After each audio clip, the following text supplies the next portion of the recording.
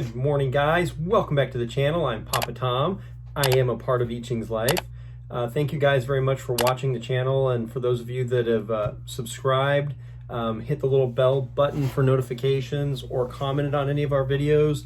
We appreciate it. That really helps our channel grow. So if you haven't done that and you're watching, go ahead and do us a favor. Hit the little subscribe button for me. I won't spam you with lots of messages or anything. Hit that little bell button for notifications and give me a comment down below and tell me what you think of my channel, of my topics, of the things I'm talking about, anything. Today I'm going to bring you my Bisaya word of the day.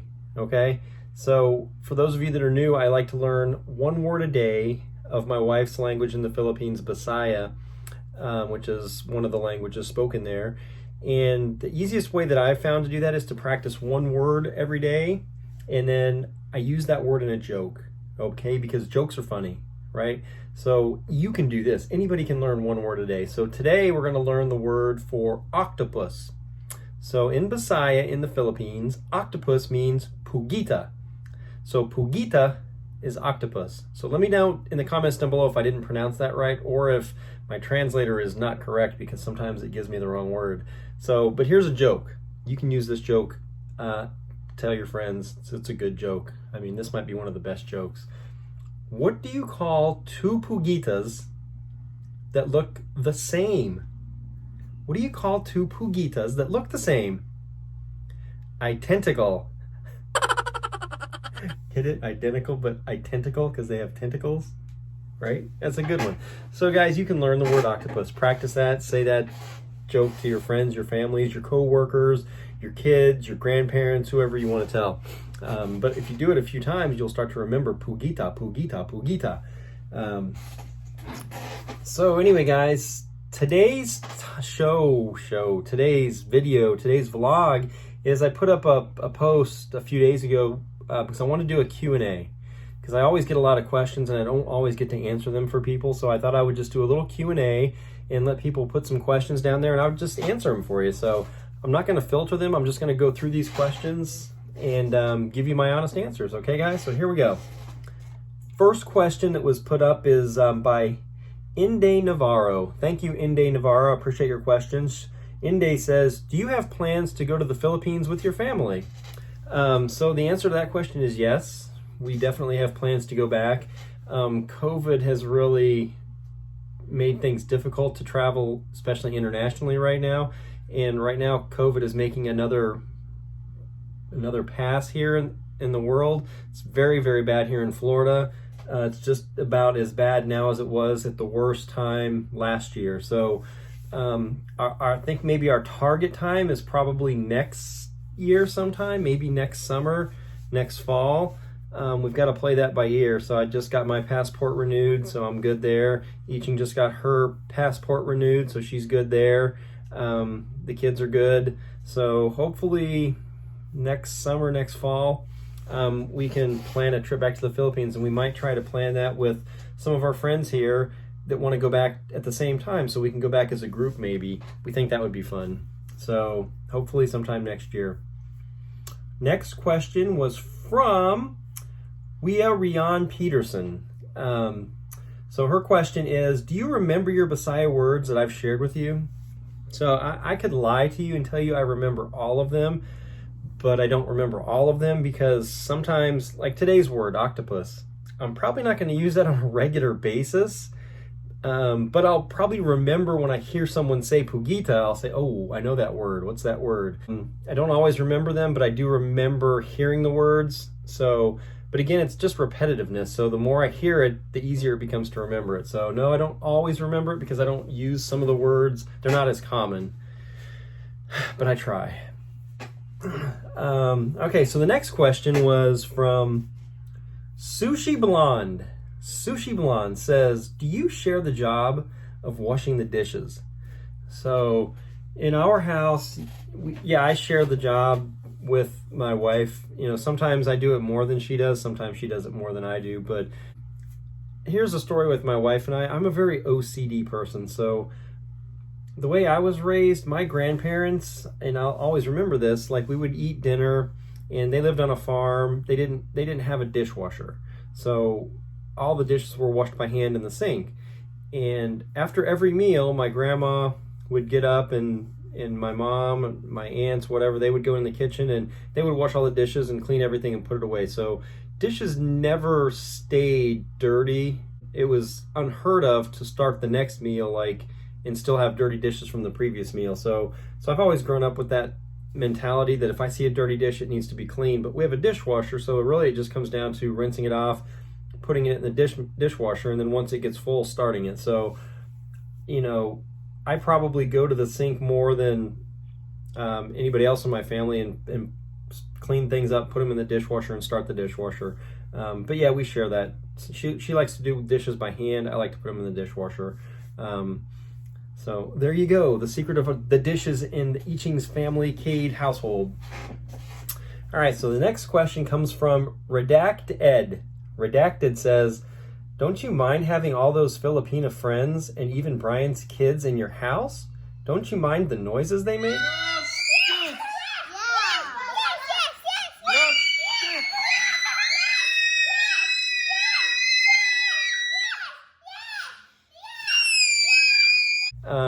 No, actually, I love it. It makes the house a happy place. Our house is a little small here. We're renting this house. We're saving up so we can buy a house. But so most of our friends have bigger houses, which kind of has the effect that we don't generally congregate at our house so much because they all have bigger houses. So we typically congregate at their house. But the kids like to have sleepovers all the time, and then we'll have their kids sleep over here. So it's kind of nice to give parents a night off. So we have sleepovers here quite frequently. So it's a nice little freedom for our friends to have a night without the kids. But the noise it can be deafening. The kids don't understand speaking indoor voices versus outdoor voices. Everything they do is loud.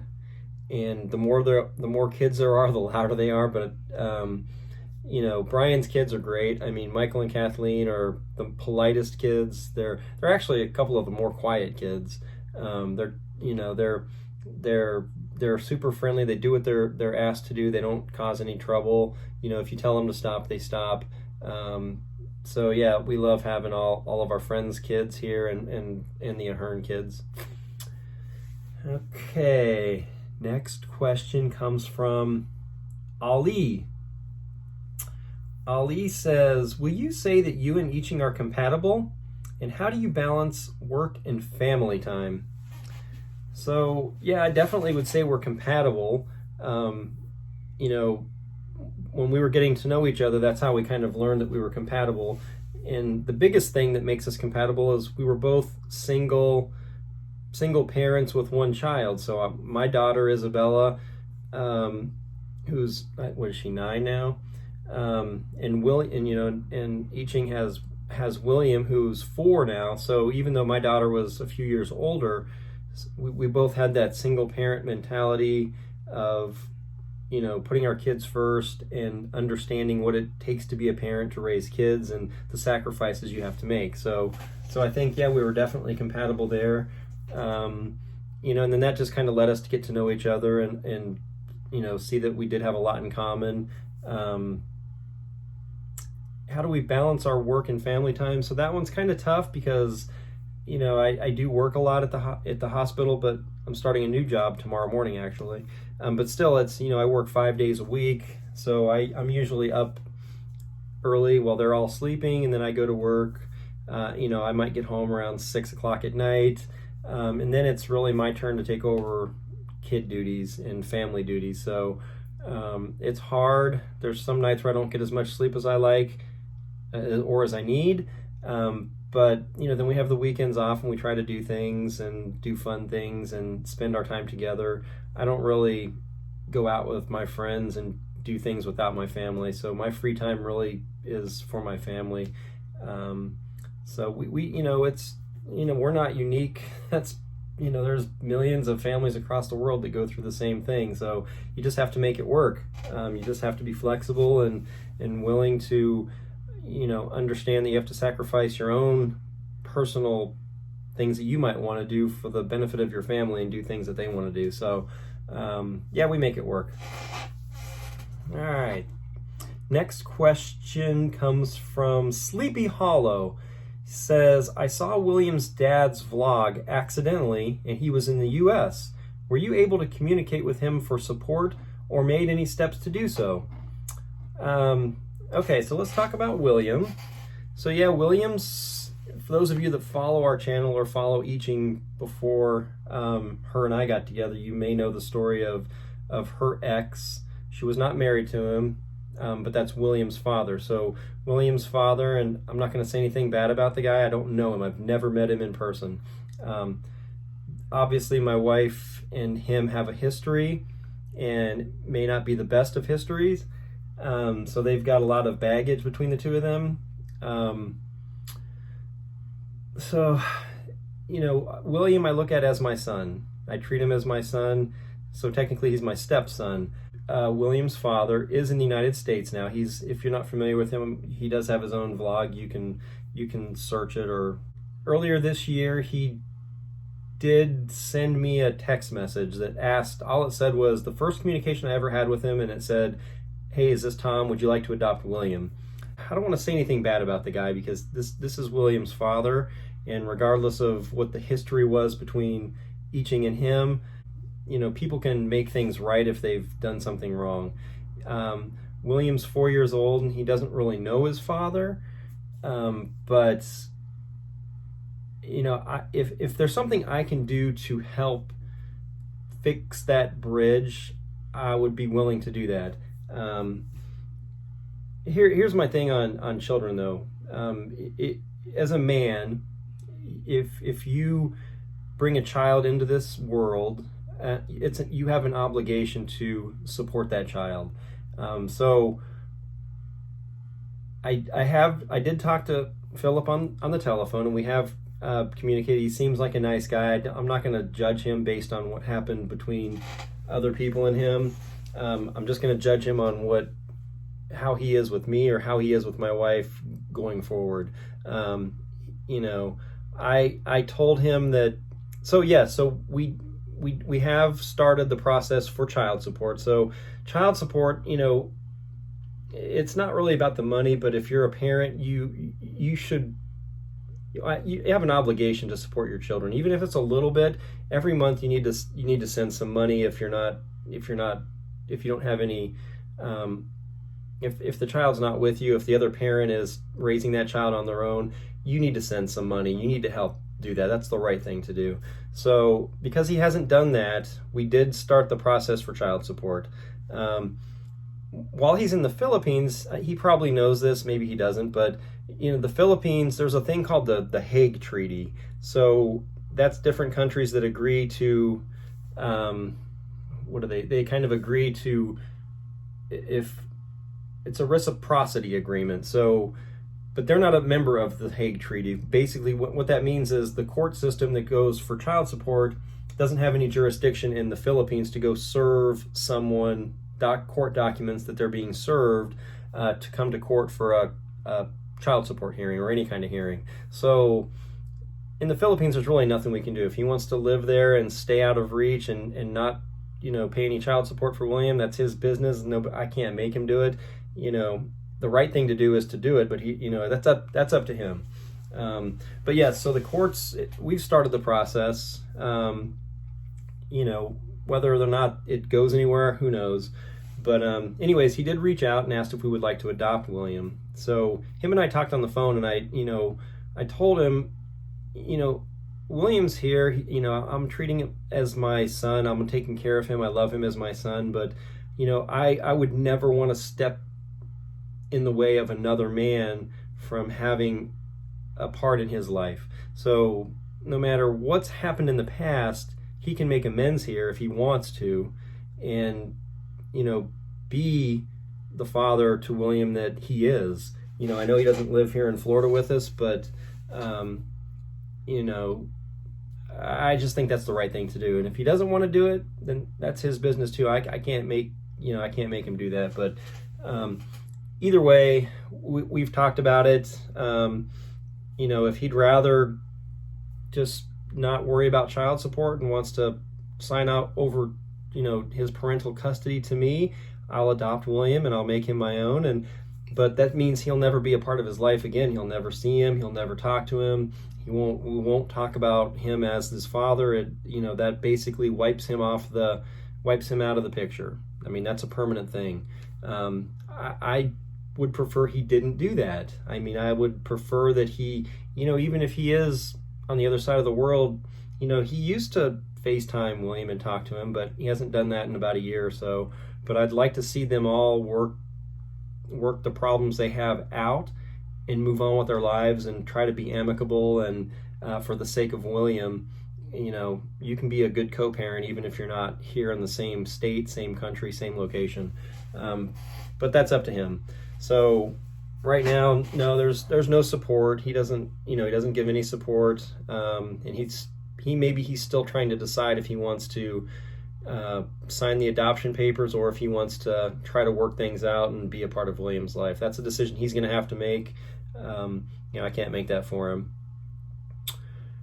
Next question is it's another question. This one's from Mona Lane, and this one's also about William's father, so I may as well just put that one back to back. It says, I hope you and Iching will make amends with William's father, if and only if he's not making any trouble anymore and he's also making amends with you. So again, like I said, I've talked to him. He seems friendly to me. He's not threatening. He's not mean. I'm a pretty honest guy. I'll be honest with him. I would prefer to see him in William's life, even if it's, not in the same location. I mean, I would just like to see that any problems they've had in the past stay in the past. Live and let live, forgive, whatever, just move on with our lives. And, life will be so much easier if there's less hate. So, I don't know if he's still in the United States or not. The last I heard, he was still in California. But I don't think he's done anything to us, recently. So, but again, I don't know the guy, so I don't know what's going through his head. I don't know where he's at or what he's doing. So yeah, he's got my number. Next question is from RB. RB says, is Iching going to get her driver's license soon? And what will your next job be? So yeah, she's definitely working on getting her driver's license. It's just been hard to go out and practice driving. When I work 5 days a week and I'm off on the weekends, usually we want to go do things together as a family. So for her to practice driving means we have to take the kids someplace. One of our friends has to watch the kids, and we have to go drive and let her practice. Then we have to go pick the kids back up. So it's a 3 or 4 hour process. So she's pretty good at the driving part. Right now she's got to study for the driver's test. The driver's test is actually a hard test. I've been driving all my life, but if I had to sit down and take the test, I would probably be like, man, how many feet behind a car do you need to, you don't think about these questions when you're driving. So she's got to study that, and she'll do that pretty soon. She's pretty close. My next job. So tomorrow I start my new job. So I've left the hospital. I just felt it was time to get out of the hospital, profession. Just the building, since COVID's been there, it's been a very stressful place to work. It's just, every day you don't know if you're bringing home a germ to your kids or to your family or to your friends' kids or whoever's in my house. So I'm going to a non-healthcare field. So I'll be working in a luxury senior retirement community, doing some things there for those residents, those folks. They have nursing staff on property. They have dietitians on property. They have all kinds of luxurious amenities there. So that's what I'll be doing. Next question is from my friend, Biden watched you take a shower, my guy. So he says, how do you like my tag name, bro? Your tag name's hilarious, man. Every time I see you comment, I'm always thinking, what is this? Biden's watching me take a shower? That's kind of creepy, because Biden's kind of creepy anyways. But So yeah, I always laugh every time I see that he's commented on one of my videos. He says, but yes, I'd ask a question about where else will you be working now that you're a free agent? Full force with YouTube like your wife, or being a YouTube creator alongside making that bag with those sales? Yeah, so YouTube's great, and I would definitely, I want to try to do more and kind of help our main channel grow. But I'm not quite ready to not go to work and collect a paycheck yet. So YouTube gives us a little bit of money. It doesn't give us that much money where I don't have to go to work there. So maybe once we, our big family goal now is to save up and buy a house here in Florida. So the housing market's been crazy for the past 4 or 5 months. Homes have just been selling way over their value. So it's been, it's been a difficult, so we decided to put buying a house off now. We're going to wait another year and see where we go there. But yeah, so maybe once we do that, things will change a little bit, and we'll kind of review the career choices we have, and maybe YouTube can become something that we put some more time in and focus on some more. Because yeah, if I wasn't working so many hours at a job, I would have a lot more time to help out and get this channel going and get some good content for you guys. Let's see here. Next question comes from Bizdak Peni Florida TV. So if you guys don't know, that's my ex-wife. That's Larrett. That's Isabella's mom. So that's their channel. So check them out, guys. Bizdak Peni Florida TV. So she hasn't been putting a lot of videos up recently, but she just got accepted into nurse practitioner program. So she's putting a lot of her free time into studying for that. So her question was, are you guys planning to have a 4th child since you already have 1 girl and 2 boys? Any plans for Izzy's future baby sister? Yeah, kids are great, and I love kids, and 3 is, babies are a lot of work, right? And you know that as well as I do. So, yeah, we would definitely love to have another child, and even another daughter. I know Iching's had 2 boys, so she would love to have a daughter, but, it's very, very difficult with no family around with a baby, because you don't have any free time for those of you that have kids. So it's a lot of pressure on my wife, who's at home with the kids. Because the baby, you can't really put the baby down. You've got to carry that baby around with you forever until they're able to walk. And Wesley's a year and 3 or 4 months old now, and so he walks, but he still falls down. So it's just, you don't really have any free time. So another baby would be like 2 more years of no free time. So we've just got to get our lives in order. And, maybe if I don't have to go to work as much and I can do other things and I'm around a little bit more to help out, that would make it easier. So, but yeah, we would definitely love to have 1 more child, especially a daughter. But not right now. And they're expensive. Kids are expensive. Those of you with kids know that. So, kids just never stop eating, and food's expensive. Okay, so we do have 1 more question, guys. So this one comes from Baba Narush. She says, "Hi, Papatom. This is Mai. I'm an OFW in Kuwait. My question is, what will be the name of your next child in case Ichin got pregnant again? Would the name start with a W as well? Thanks." That's a good question. So yeah, so we have William and Wesley, and let me see, Wesley, I think that was Iching picked that. We both picked like 3 names we liked, and then we decided we would work it out together, and of course I let her win, but I like Wesley, so that's a good name. But that's a good question. So if it's a boy, I'm trying to think if there's any other good W names.